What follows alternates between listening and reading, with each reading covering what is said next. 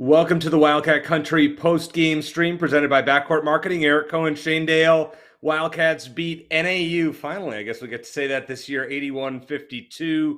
Pretty impressive debut for Tommy Lloyd and his crew, doing what they needed to do, what we wish Jed Fish and his team did on September or whatever date that was, the 18th or something like that. But nonetheless, Wildcat basketball team looked pretty solid. Perfect, Shane, but it was a pretty good outing. And this game, what it showed to me was the depth of the team. I mean, these guys, bring in Umar Ballo off the bench, and the guy goes 8-8 in 8 minutes. I mean, that's something like that. I mean, that's pretty solid. This team is it's 8 points, 9 rebounds in like 9 minutes. I mean, that's rock solid for a 260-pound backup center. I'm excited. This game showed me everything I wanted to see about this team, and the potential is there. I don't know if you know, Eric, you're familiar with a guy named Jordan Bird who worked at Arizona Sports 98.7. He's my new colleague at the city of Goodyear. He works in our department now, and he's an NAU guy. So I told him if NAU beats us in football and men's basketball in the same year, I might not be able to show my face around him ever again. So fortunately, that was not the case. They took care of business. It was fine. I mean, I think it's easy to overreact to a win like this. First of all, I just want to mention evening got off to a great start when the women took care of business against CSU Northridge, beat them by 43 points. No Ari McDonald now, but she was at the game tonight. It's like they have more shooters. They got more depth than last season, even though they don't have the superstar in Ari McDonald. Your favorite player, Sam Thomas, hit three 3-pointers. The glue. The glue. Sam the Glue Thomas.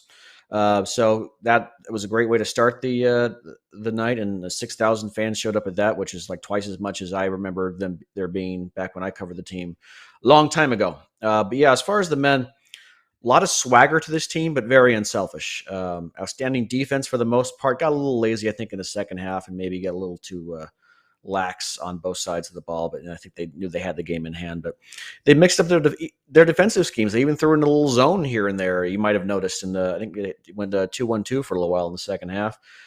Kirk Risa taking charges, picking up right where he left off from last season. He had a team high 17 points. Pelle Larsson, who Matt Mielbach raved about last week when we had him on the podcast, came off the bench and had a great second half, took a charge, hit a couple big threes. There was a big moment halfway through the second half where Arizona got like 3 or 4 straight offensive rebounds right at the rim. I think it might have been Ballo who kicked the ball out to Larson for a 3, and that was maybe the kind of the highlight of the second half there. I mean, it was a good all-around game. Dalen Terry looked fantastic, especially in the first half. A little bit of Andre Iguodala there. He wants to talk. He wants to be a kind of the next Iggy in Tucson. I think he had 6 assists or 5 assists in the first half. Ended up with a team high 7. So good all-around showing. They're a fun team to watch. They a lot of up-tempo play. Even coming out of NAU baskets, they pushed the ball up the court, not just in transition. So Tommy Lloyd definitely promised a more exciting brand of basketball. And we saw it for one game. It's difficult to make too many assumptions, but you can't hate what you saw. And I love the confidence this team showed, the unselfishness that they showed.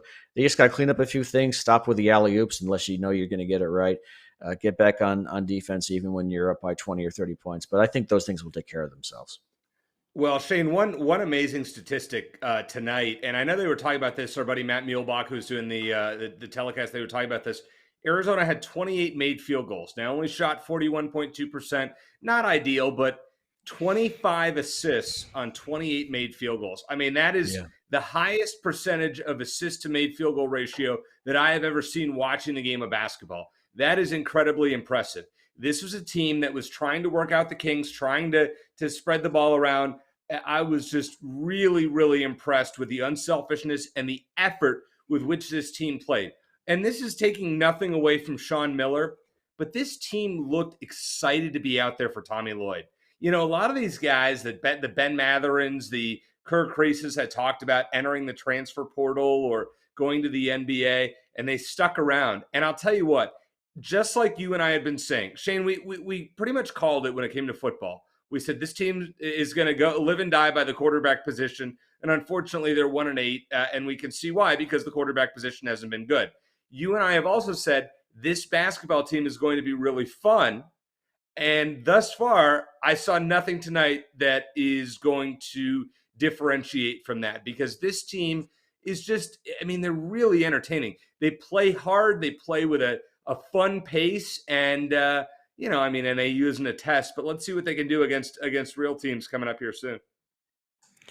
I think the only guy I would say had a bad night for Arizona was Ben Mathurin. He was 2 of 13 from the field, missed a lot of shots around the rim. I don't think it's going to be a thing with him this season, but he was the only guy who really was off. But defensively, I loved it too. I mean, they got some size there, especially with Christian Koloko, and then Dama Ball can spell him. Koloko, do you think Christian Koloko is a contender for Pac-12 Defensive Player of the Year this season? Because I think he is. He's a beast, Shane. I mean, I knew he was getting better last year, but this guy on the defensive end, it's like the collegiate version of Dikembe Mutombo. I mean, I know they were playing NAU, but it was like throwing the finger swag. I mean, get that weak stuff out of here. I mean, he was a force in the lane. He's 7'3". You can't throw it over the top over that guy. He's going to be a problem for opposing teams. So I remember last week, and I think we had this discussion after our interview, but we chatted with Matt Mielbach about, and I think Matt Mielbach brought it up during the broadcast as well, how many different Arizona players are going to have a 20-point game. And I forget exactly I think I said 6. I think I was on the high end. You said 5. I said 5. You said 5. I have 4, and Matt has 6, because we all differentiate. Okay. And gotcha. Right now, no one from Arizona hit 20 tonight. Tubelis 13, Kriisa 17. Quiet 17 for Kerr Kriisa, and Dalen Terry at 11. Only 3 guys in double figures. I mean, 4 is probably on the low end, but Matt did talk about that. I was hoping he'd give us a shout out on the Pac-12 Network broadcast. But still, this team is deep. You just don't know who's going to explode every night. And you brought it up earlier, Shane. Dalen Terry. I mean, this guy is arguably my new favorite player to watch in this team. I mean, he does everything. And Matt Mielbach, Mr. Triple-Double, pointed this out in the telecast. He brought up something about Dalen Terry with a triple-double. I'm telling you, Dalen's going to get one this year. I don't know about this year, but he sticks around. He's a 3 or 4 year guy. I definitely can see him get one. I'm also going to text Matt and see if he can give us a shout out next time he calls a game for Arizona. But yeah, there's not a lot of limits on the number of guys who can shoot, number of guys who can rebound, number of guys who can distribute the basketball. It looks like their rotation is pretty well set. And I think they do have guys, I don't know about 20 points a game, but they do have guys who on any given night can get in double figures. They have, I would say, 8 guys who can do that on a given night. So I still think that it's great to have balanced scoring. I think that basketball especially is about superstars and having those superstars.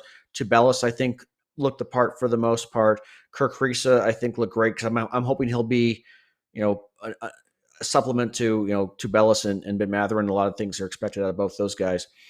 Hopefully Ben Mathurin, like I said, his performance is to blip on the radar and he'll get it going. I think he will. He's way too good to not do it. But the fact that he didn't play well and they still took care of business in a game they should have won by 30-something points was good. I want to mention the rest of the Pac-12 overall didn't look great. I mean, some teams were fine, but didn't look great. Shane, they were disastrous. Yeah.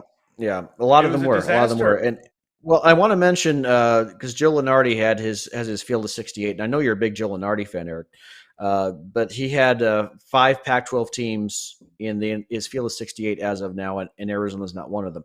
One of the teams he did have in Colorado is one of the his last 4 buys, or first 4 buys, whatever you know what I'm trying to say. They went to overtime against Montana State tonight, and apparently you were telling me that they needed a 3-pointer at the buzzer just to get to overtime. Yes. So let me tell you, not Shane, my ideal situation. Yeah, Joe Lunardi sucks. All right, I mean, let's not. You think he's biased against Arizona? He is, and he's mad. He's a St. Joe's guy, and he hated Lute Olson for. Go look it up. For canceling a game at the last minute because of a snowstorm in Pennsylvania. This was like in the mid-90s. And I mean, literally, I have a buddy from Philly who will acknowledge this. Joe is as a vendetta against Arizona. He never says anything nice about him, and never has, and he never will. And R.I.P. Loot, but still, Joe can't get over it. Joe is, I'm sure he's fine at what he does, but I consider him slightly above Mark Schlabach as far as credibility when it comes to ESPN. I mean, seriously, Shane, if you paid me money, I could sit there and analyze team resumes and put together a bracket and get 67 out of 68 of the day of. I mean, really, how hard is that job? He's never right where they seed him, except for the top 3 or 4 seeds. I mean, come on. I mean, this guy, we need to stop listening to the gospel according to Joe Lunardi. Sick of him. Sorry. Eric, I wish we had more time to talk about how you really feel about Joe Lunardi. But to be fair to him, I would not put him in the same category as Mark Schlabach, because his job basically is to guess. That's what his job is to guess. So it's kind of a secure position for him. Whereas Schlabach, his job is to report accurately, and he's well, he we doesn't know how do that that. goes. Yeah, clearly. Yeah, right. So that's what I'm saying. But if he is still bitter about a game 20 years ago, I feel bad for him. But and I don't really necessarily care what their projections say, especially not now. They don't really matter. I think that this is an NCAA tournament team, health permitting. I don't know if they're last 4 in or last 4 buys or better than that. It's way too early to say. A win over NAU like they were supposed to do doesn't really tell us much. At least they're one of the few teams in the Pac-12 to take care of business like they were supposed to. What was the spread on this game, by the way? I'd have to go back and look at that. I know the over under was 145. I thought the Wildcats might be able to drop a hundy tonight, so I was incorrect about that. I would have taken the over there. The spread at last check. Let me go down here. A lot of upsets, by the way, tonight. In college basketball. I mean, just crazy upset. Virginia losing to Navy. I mean, just kind of looking at the scoreboard, what a mess. Glad Arizona not involved in that. The spread tonight, Shane, was 25.5. So the Wildcats now 1-0 against the spread, if that matters to anyone. Okay, good. So, yeah. What can we take away from this game? Probably not much, but some good things. And I do like that they have some things they can clean up. They were a little sloppy at times. They missed some free throws. They missed some shots around the rim, especially early in the game, and they still won by 30 points. So I'm fine with it. I'm definitely not discouraged. If they had won this game by single digits, I would have been a little concerned. I would have been fine if they won by 15, 20 points because I really didn't know what to expect. And I think I will say here's my final thought, because I know we're not going to go too long on this, and everyone's past everyone's bedtime anyway. But my final thought is I did not expect this team to be quite as cohesive and enjoy playing with each other and just show that much swagger right away. I thought it's still gonna be a work in progress, but I thought that part might take a little bit longer. And it seems like they're already there. They love playing with each other. They love playing for each other, like you talked about with the assists. They're unselfish, and they also just have a little bit of swagger that, as long as they can channel that into smart decisions, as opposed to like in a close game where they decide to do like an ill-advised alley-oop or something, that's fine. But I do like what I saw just in terms of like the attitude, the body language, that's stuff that you can tell right away. And I'm not disappointed by that. And I'm excited to see more. I'm excited about Arizona basketball and the prospect of being eligible for the NCAA tournament this season. Bruce Pascoe mentioned a couple weeks ago, it seems likely at this point they will be, because the investigation is going to take another 20 years. But hopefully they will be tournament eligible. And if they are, I think they're going to get in. Based on tonight's results, it looks like UCLA at the top of the conference, Oregon probably second. I don't see why Arizona can't be right up there, number 3. I mean, embarrassing losses, as you said, Shane. Washington losing to Northern Illinois. Cal getting blown out at home by UC San Diego, who I didn't even realize had a team. Colorado, as you mentioned, struggled with Montana State going into overtime. Oregon State, the Fighting Tinkles. I'm a big Wayne Tinkle fan. Had some trouble with Portland State. ASU did not have trouble with Portland, but 16-point win. Wildcats looked a little bit more impressive than the Sun Can I Devils. be honest? I got to point something out real quick, Eric. Mm-hmm. I didn't realize that there was a Portland and a Portland State. Is that bad? I know that former Suns coach Terry Porter coached at the University of Portland or Portland University.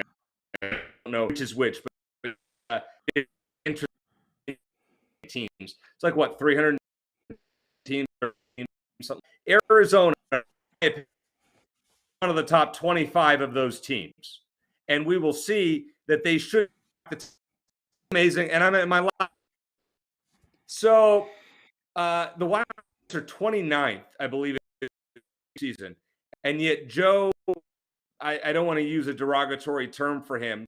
Joe Lunardi. So 29th among the media poll, and the coaches poll is similar to that. And Joe has them as the 73rd best team. Really, Joe? You don't think there's a bias there? Yeah, not good. I don't necessarily think there's a bias. I'm fine. Again, I don't really care. It's a fun talking point. It doesn't matter at this point. It's all speculation. If Lunardi has a vendetta against Arizona, that's fine. But I'm fine with him putting them where he has them right now. I think it's fair to say they're on the outside of the bubble, but I think they'll be inside the bubble, health permitting, by the end of the season. Well, thank you for watching the Wildcat Country post-game stream presented by Backcourt at Backcourt Market Twitter at Backcourt MKTG, and check them out at backcourtmarketing.com. Check out our latest episode of Wildcat Country. Should come out tomorrow. Solomon Hill of the Atlanta Hawks going to join us. Yogi Roth of the Pac-12 Network. Big time show this week. For Shane Dale, I'm Eric Cohen. Wildcats win 81-52. As always, bear down and good night.